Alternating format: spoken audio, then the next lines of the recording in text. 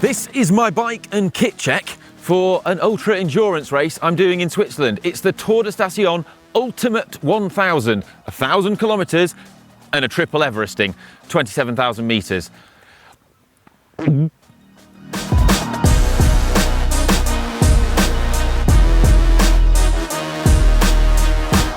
The centerpiece of it all is this very smart Trigon AR road bike. I'm going to go through all the details on this and tell you everything about it. But also, I'm going to tell you about my other kit too, because kit selection on an ultra endurance ride like this is absolutely crucial. So I'm going to go through all the kit I've got, the choices I've made and why I've made them, because the things that I've thought about here will apply to other ultra endurance events that you do too.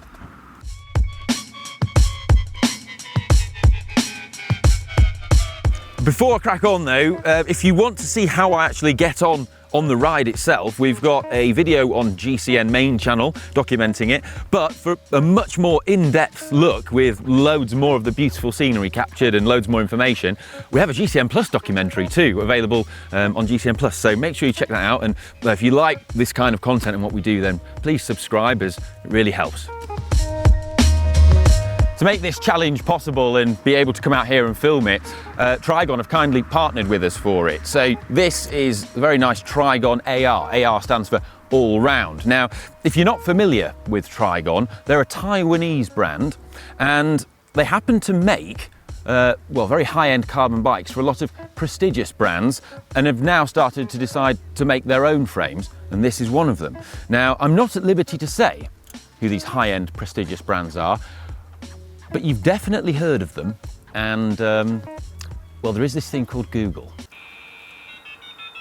So AR, as mentioned, stands for all round. This is not the lightest bike, it's not the most aero, but it falls in between in Trigon's range. And so it's got, aero features throughout. It's very nice integrated one-piece handlebar, no external cables. We've got aero optimized tube shapes that have been designed with CFD and then confirmed in the wind tunnel. And a very curious aero feature is the dimples, which are on the fork, the down tube and the head tube, although they're currently covered up by my number. Now the dimples is, well, it's surface topography. It's designed to trick the airflow from laminar to turbulent and to just reduce the wake on the tubes. Many of you who watch the tech channel will be familiar with this kind of concept. We've seen it on skin suits, and it's basically kind of like trip strips. But in the past, other bike brands have sort of experimented with this, and Trigon reckon they've been able to do it in a way that no one else has, which doesn't, crucially, add significant weight to the frame. But it's pretty cool. It's, yeah, it'd be interesting to actually get this in the tunnel and see what it does. That's not all. We also have these little fairings. If I spin the bike round, you can see them. So this fairing on the front and rear disc caliper, these are removable, and they're designed to just help improve the airflow over the rotor and the caliper and just reduce the drag a little bit. Now, yes, they're not UCI legal, but the UCI has no jurisdiction here at the Tour de Station, which is amusing to me because the first reboost station on the route actually passes through Aigle, where the UCI is based. So I'll be riding past the UCI with my UCI legal bike.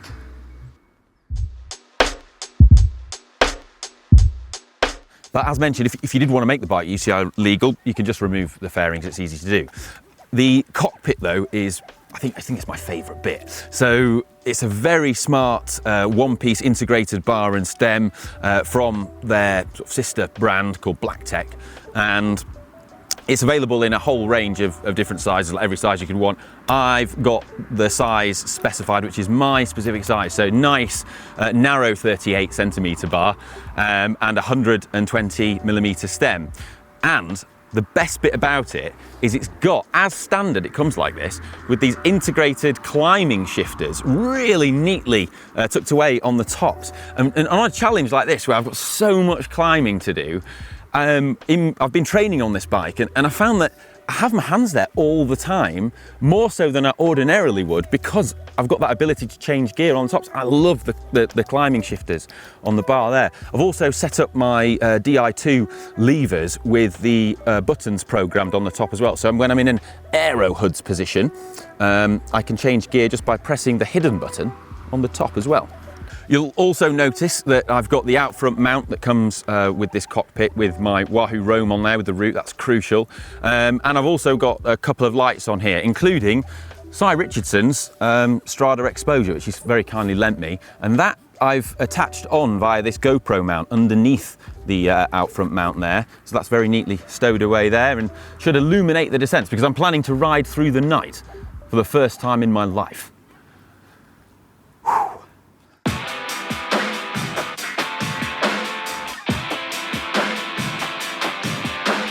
Gearing wise, very specific for this challenge. I normally run bigger chain sets, but there's no massive mountains where I live in Bath. But I've swapped out for a compact chain set, 50-34, and on the back, I'm making use of my favourite new thing about Shimano 12 Speed, that 11-34 cassettes. I've got 34-34. When I did the normal Tour de Station, I say normal, it's an Everesting in a Gran Fondo, I had 36-32 on. Which was fine for that, but this is a whole different kettle of fish, this one, isn't it? It's just different gravy. So yeah, 34-34 is what I'm going for. I hope it's enough. The rotors that I've got on here as well, I've gone for 160s front and rear, because what goes up must come down. There's a huge amount of descending in this event, and there's just better heat dissipation, and the brakes last longer. So yeah, 160s front and rear is the order of the day.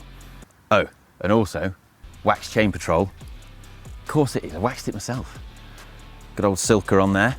Nice, look how clean my finger is. You eat your dinner off that. Look at that, look at that. We also have some really smart wheels on this bike. So these are from Reynolds, they're their new wheels. Reynolds are also kindly supporting us in this challenge, so, well, that's blooming great for me. These are their Black Label 46 Pro disc brake wheels.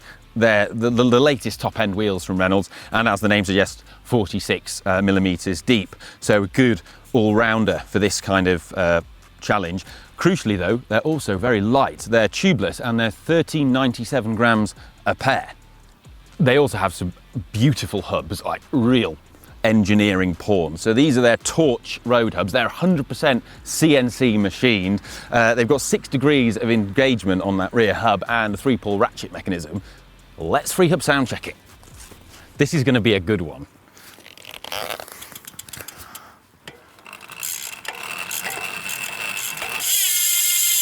Oh yeah. That is a good one. But like, look at the engagement.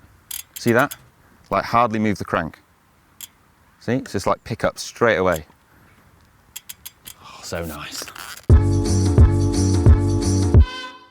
They've got a very curious rim shape as well. It's not the normal kind of U shape we're used to. So they're very wide as well. 31 millimeters external, 21 millimeters internal. So optimized for 28 millimeter tires, which is great because I gave Pirelli the route profile and the surfaces and stuff, because there's some gravel on this route, but it's nice gravel. And the Pirelli optimum tire, according to Pirelli, for this route is what I've got here, the 28 millimeter P0 SL. So the SL is a slightly faster rolling resistance, slightly lighter version of the normal P0.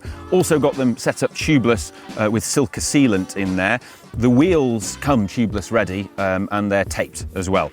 And the tyres are coming up nice and wide. Also running them 75 PSI front and rear, in case you were wondering. Regarding that rim shape, it's kind of flatter initially, and then it tapers to a sort of sharper point about halfway along. And Reynolds describe it as an everywhere wheel, which is great because I'm going to be going everywhere in Switzerland. And the way they've designed it is is quite interesting. They've furthered their sort of aerodynamic design studies from what they've done in the past with wheels. Things are advancing. So traditionally wheels were just designed sort of using CFD studies and then ratified in wind tunnels. They've done that, they've continued to do that, but they do make the point that that's not the real world, and so they've tried to incorporate more real world testing where wind conditions are constantly changing all around the rider on a real road, and they've done more real world testing in the development of these wheels, and as a result they believe that they've got something that in real world conditions is now faster.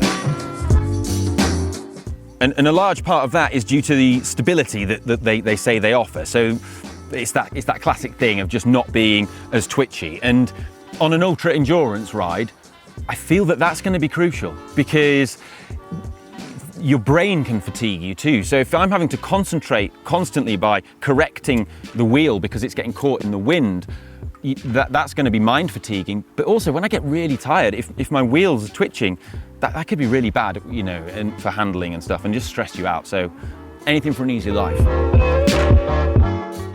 Oh, and they have a lifetime guarantee as well. Nice. Other bits on the bike then. Saddle, going to be crucial, isn't it? I'm going to be spending a lot of time in the chair. That's Selle Italia SLR Boost. That's the saddle that I use all the time.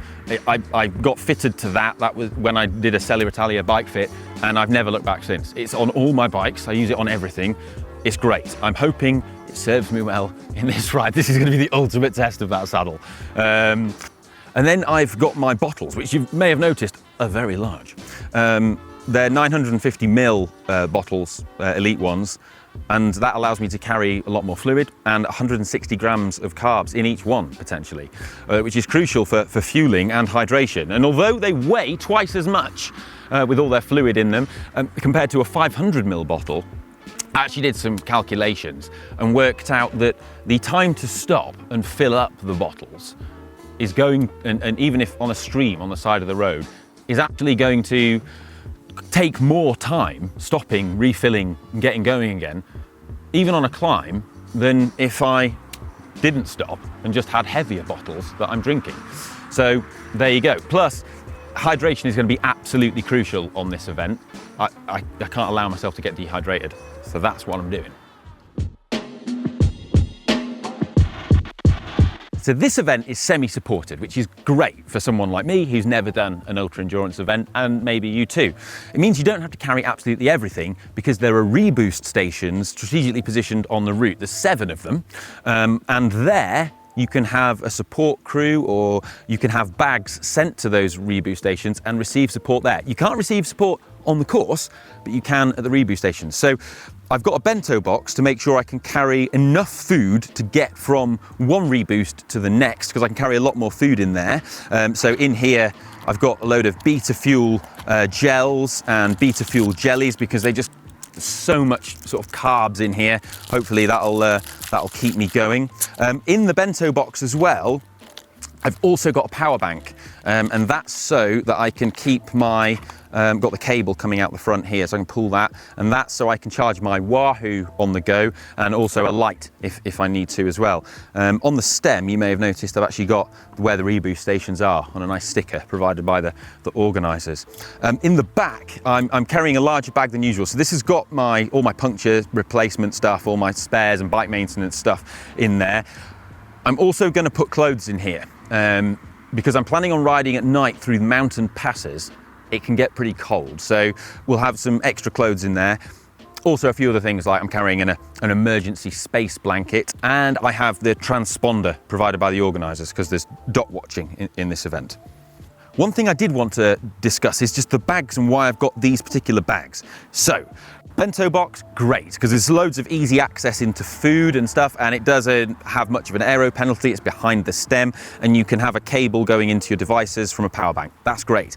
I didn't want a bag at the front because it's not very aero, and regular watchers of the channel will know that I'm not a fan of bar bags. Also, I couldn't really make it work with having the underslung light. It was just not getting in the way, and also it blocks the view of the race number as well. In terms of having more storage in the frame here, that could be quite good aerodynamically, but I struggled to find a bag that wasn't rubbing on my knees. And when I'm trying to do a race that's 1,000 kilometers long, I figured that that could crack me and also rub away all of the skin on my knees. So I've gone for a rear bag. I don't need the full volume of this, which is nice, keeps it quite small. But also the advantage of having the bag on the rear, we tested this in the wind tunnel. It's faster. There are significant flat sections where I will be riding at a pace where that actually helps, and that does make me a bit faster than having a bag elsewhere on the bike. So that's what we've gone for. Something else that I really want to tell you about this frame is the bottom bracket. So it's a T47, which seems to be the trend that most of the industry is following now. At Eurobike, we saw loads of T47s, and I think it's a welcome thing. So for those of you who aren't familiar, T47 is like a cross between a press fit and a threaded. It's cups that thread into the frame, and then the bearings can go into those threaded cups. Now, when I waxed my chain and took it off, I did a spin test of this bottom bracket, and it's just a standard token bottom bracket. It's not ceramic or anything fancy, but check this video out I shot on my phone of just how smooth it spins. I am really impressed with the quality of the alignment of this. Well, it speaks for itself. How good is that? Other things you should be aware of, the camera crew, and who are also doubling up as my support crew for the reboot stations, have the use of a rather sweet van from CJL Leisure Vans, which we've been kindly been allowed to borrow. And there's a whole video on that van. It is absolutely sick, so check that out. And I'm also, just to let you know about a few little other items I'm carrying that are particularly useful. So I've got some CO2 cartridges. I've got lightweight Pirelli inner tubes, the TPU ones, because weight still matters, doesn't it? Even on a setup like this. So they're in there. And I have I blooming love this. This is the little Roadie Mini TT pump from Tapete. So it's just such a lightweight, compact pump. I'm just going to chuck that in the saddlebag there, and it's out of the way. I'm trying to free up my pockets on my jersey for just food, my phone, and then a rain cape. Just so that I've got that easy access, so that I can put that on while still moving at the top of a climb, and I don't have to stop and lose time to get stuff out the bag on the back. In the back, I've got things like warmers, some other clothing that I will need when it starts to get cold at night, I imagine. So yes, just hope the weather gods are kind. Now, I hope you've enjoyed this video and found it useful. If you've got any questions about the bike or the setup, just fire them down in the comments, and I'll do my best to answer them as many as possible. Now, I'm going to go and rest now and eat some carbs, because in a little under 2 hours, I'm about to start the biggest ride of my life. So pray for me, and hopefully I will see you again, although it's not certain. Bye. Love you. Bye.